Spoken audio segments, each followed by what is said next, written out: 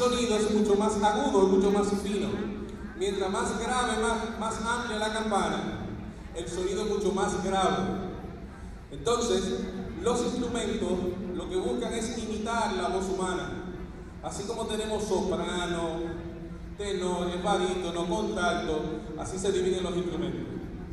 Así que para que conozcan la trompeta de manera individual, el maestro Darío Bueno le va a hacer una interpretación. Y antes de esto que está aquí, se conoce como pistones. Esos pistones son los que permiten que el músico pueda combinar diferentes melodías. El maestro le va a tocar una melodía popular dominicana y también le va a hacer una de Hummel, bastante rapidito, que estaba practicando para que vean de qué forma y qué tan ágil se puede manejar la trompeta.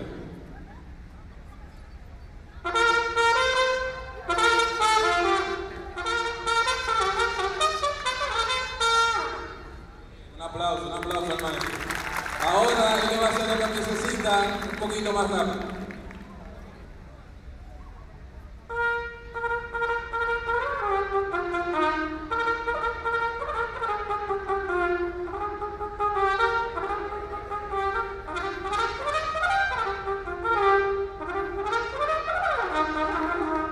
Bien, bravo, un aplauso.